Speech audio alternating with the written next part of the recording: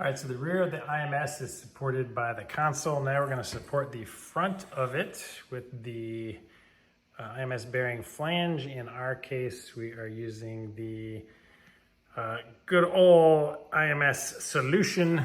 US patent pending number 8992089. So this thing has an oil feed, and LN already prepared my case for me by cutting that little section out. That is where the oil feed goes into. So I know that when I orient this, that oil feed is gonna have to be over there. So this hole has to be the one that is gonna go down here at the bottom, and that's where I'm going to attach it. So I'm just gonna gently slide this guy in, and be careful not to cut my seal here on the case half. The bearing is still free to move, so I can lift it up and insert it. Just a little bit of there on that. Get that started by hand. So the kit comes with two of these. This is a 5mm bolt, and it comes with one with this kind of head. The two 5mm go into here and here. The one with the wider head goes on the flush surface on that hole. All right, so today we're gonna put the top half on this thing. Before we do, we have to make sure we remember the gaskets. Part number there, gasket on this side. We got Buddy back here helping me again. This guy right there. And then we're gonna go ahead and put it on before we put our sealant on here, just to dry fit it, make sure everything lines up properly and looks good in practice. Then we're gonna take it back off. So I'm gonna take some safety wire. We're gonna feed it through this chain that's hanging down here so that we can stick it up through the block and pull it up so it's out of the way and set it down. So. And do you want to point out the where the thingies are? Because this was a major one of the other. Yeah, make sure you got that pin in there, this pin here, and a third pin over there. That helps line the case up. The last time we did it, we discovered that if we had the IMS bearing in here, it kind of made the case rock back and forth on it a little bit. That's part of why we're dry fitting it first, just to make sure everything lines up. On that one, we had to take the bearing out first to put the case on, but we're not gonna do that for this one. I think the part about the IP communication with the link. Oh yeah, I can't believe we got that done. All right, so what do we do with these rods? It's kind of, we sort of have to push them up so they're out of the way. Okay. This is gonna come up through the middle of the chains, or the guides. Got it. Well, let me, nope, got it.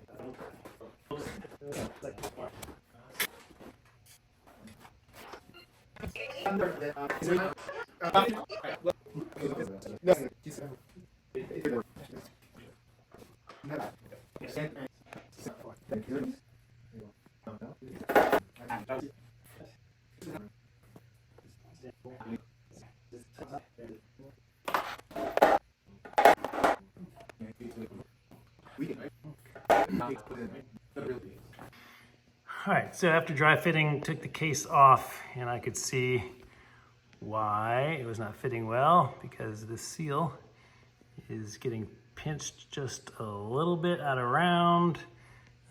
So what I'm gonna do is I'm gonna remove this again. I'm gonna put the case half on it and then seal it, and then I'm gonna install this after everything's nice and flush. So without the IMS bearing in there, everything should be completely flush and closed.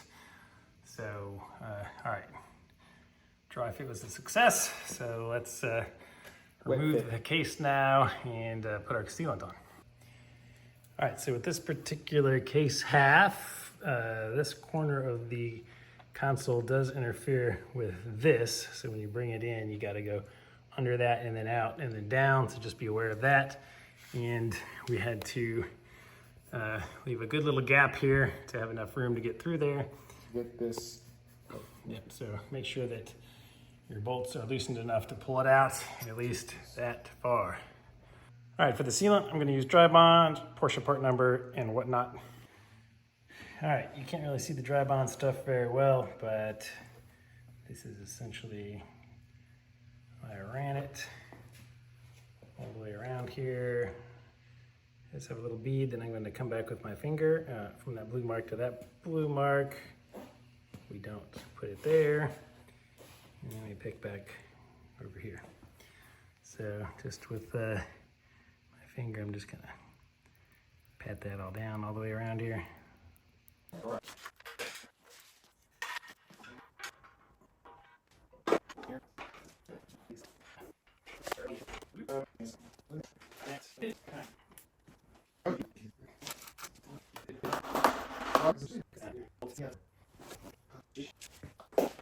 Here's my bag of all new fasteners that came with the kit with the Porsche part number. Now, Porsche only requires 4 of them to be micro encapsulated in certain areas, but we're gonna use them all. So that 7001 is the non-micro encapsulated, and the 401s are the micro encapsulated. And these are M6 by 35 millimeter. So there should be a total of 23. I just went around and dropped them in, hand tighten them a little bit. 1, 2, 3, 4, 5, 6, 7, 8, 9, 10, 11, 12. If you look back here, 13, 14, 15, 16, 17, 18, 19, 20, 21, 22, 23. So at first I thought one went here, but I don't think it does because the length of it would go all the way through. Oh, now that I'm looking, it does go all the way through. Threads come all the way through under here, so maybe it's 24. These are all E-Torx size 10, so I'm just gonna go around and hand tighten them all the way down. All right, these are all 13 Newton meters, so I'm gonna follow the order that I did in my other video just to torque all of those down now. So we got a total of 24 bolts that hold this thing together.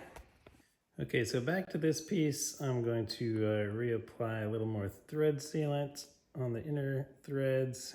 And then I'm gonna sneak it through our cutout over here. Let me come show you where this thing is. So it is right here. So you don't have a whole lot of access to it. After some trial and error, at first it was a little too far out, and then I hit it with the rubber mallet, got it all the way in, then it was a little too far in, I had to pull it out a little bit. You need enough gap on the left and the right of it to fit a 1/2 inch socket. Apparently it is 1/2 inch. And then you can put that right through here and it will fit on it with a deep socket and just get that tightened up. All right, next steps before I push that all the way back in is to reattach this while I still have the gap to tighten it. Put more thread sealant on it. Then I rubber malleted it all the way in so it's flush. I've got this bolt started. So now I should be in a position where I can torque these 3 bolts.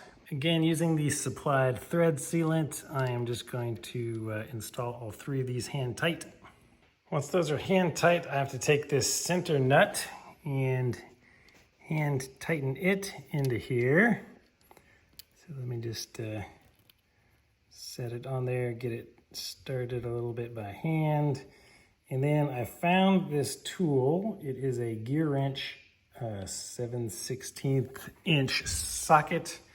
I had to buy it on Amazon. I'll put a link in the description. It's the only one that's a 12 point that was thin enough to actually fit into the recess of this thing and grab it. So just hand tighten him. Next, I have to torque all of 3 of these to 10 Newton meters. So if you just keep turning that nut, it's just gonna spin freely until it gets torqued up enough.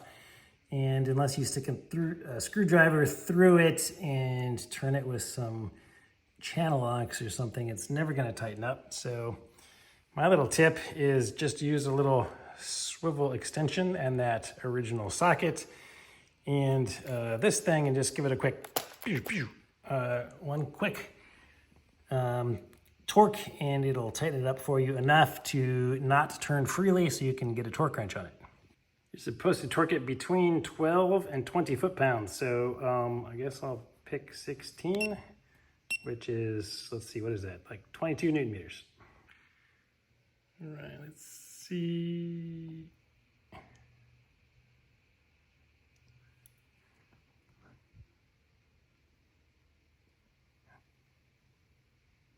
All right, so I used my impact gun and that little socket several times, just until I could use my torque wrench and get it up to 13 foot-pounds before it would start to slip. So 12 was the minimum, so Jake said that that was okay, but then he said to go ahead and use some wicking thread locker on these threads here so that it wicks in under the nut, and that should lock it into place. After talking to Jake, he recommended this 290 thread locker because it is specifically a penetrating one that will penetrate the threads and lock it into place. All right, gonna put a little right on there and let it penetrate itself under those threads. All right, and I just rubber malleted this back in place so that it is up tight against this again. Now that we have our bolts torqued, don't need to get to them anymore. All right, then I have this big giant bolt that I took off. I had labeled top of bank 2, and that is where it's gonna go.